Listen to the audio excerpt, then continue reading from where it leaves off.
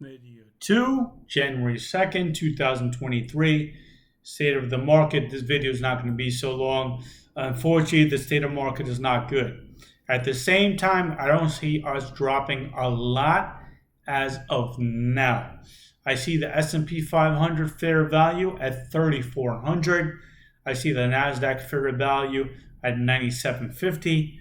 A fair trading range, meaning a safe to trade, is around 10%, which is 3,200 on the S&P to 3,500 and 9,250 on the NASDAQ to 10,250. That gives you like a range where I feel safe. So if it goes to the bottom of the range, it is cheap.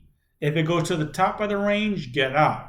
Right now, they're both above. The NASDAQ above, S&P is above. Be ready for the rug pull. So what's going on? Interest rates are 4.4. They're headed higher. Earnings are coming out in 3 weeks. We're going to see. Actually, a lot of earnings are going to come out about 2.5 weeks. We're going to see.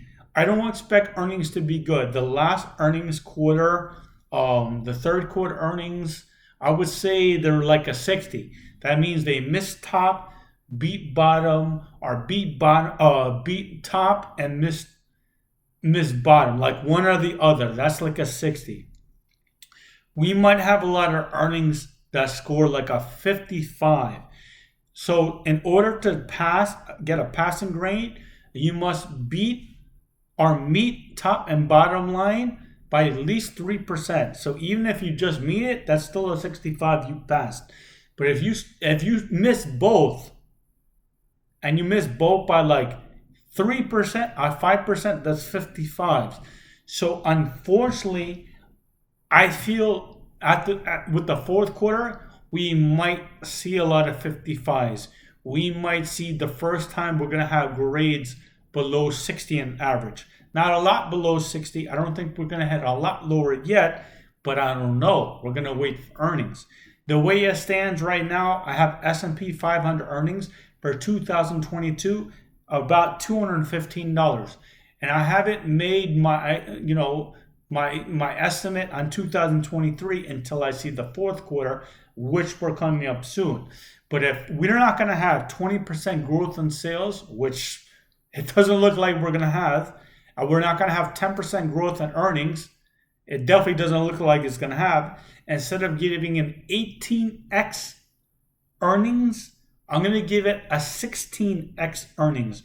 Right now, if you take my 215 and give it a 17, that's where you're coming out with like around 3,400, 3,500 in that neighborhood. But if we're going to have S&P earnings, and let's say instead of 215, 210, that means earnings are going to be down. That also means sales is likely to be down.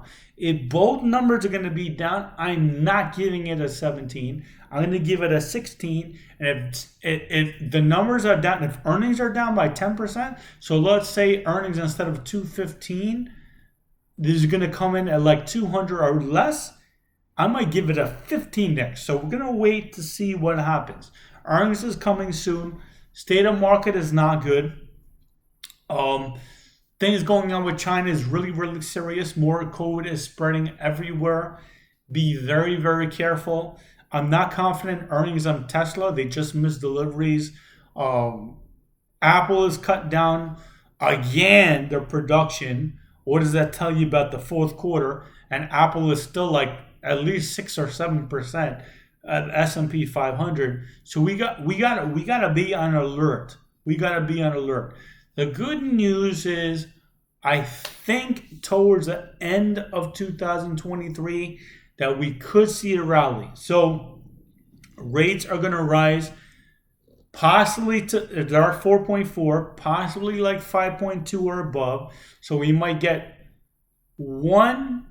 Well, we're going to get one. We might get 2 to 3 rate hikes. So that'll take us into like April, May. So when the rate hikes are done, we get earnings for the first quarter, which comes in April, and maybe there were a lot of revised down estimates. Maybe we made lows by April. We might be ready to bounce in May or June. Now, I don't want to tell you that's going to happen. I'm saying it may happen. We have to see earnings. At least we'll know that rates are going to be done. So that'll be done, by like May or June, hopefully by April. So that part will be done. But earnings, we don't know yet. So before I say, hey, this is the bottom, and when we're doing this, when we're doing trading for a long period of time, we're not trying to get the absolute bottom. No one can tell the absolute bottom, but I can tell when the data has changed, when it's shifted, when we're ready to go on the way up. So maybe it's not going to be absolute low. Maybe the absolute low is 3,100, right? On the S&P 500. But maybe I get the signals at 3,200. So I was off by 100, but I started buying at 32, not at 39. The S&P is at 39. But I'm not going to buy at 39 because I see everything is bad. Everything is getting worse. Earnings are getting worse. Rates aren't done. So things are still getting worse. They get better when earnings get better. They get better when rates pause, not when rates go from 0.75 to 0.5. How long have you people been trading? A 0.5 rate hike is a jumbo hike. We did not have a 0.5 rate hike since the year 2000. So over 20 years, we didn't even get a 0.5. We just got a 0.5. We might get another 0.5 next month. So why is that good? That is not good. Even if we get a 0.5 and a 0.25, that's not good. We got massive rate hikes. When we're done, the pause, that could be a slight pivot. Maybe it's going to be a little bit better, but that's when the rest of the data get better. And we got to find out what's going on with this war in Russia. We got to find out what's going on with this COVID thing in China, because it's really spreading and it's not big in the media, but it should be. So the good news is we will rally. When is the problem? I don't know. If we're lucky, it's going to be like May or June on the first quarter reports, but it's very early to say. So the state of the market is really bad still. Be careful.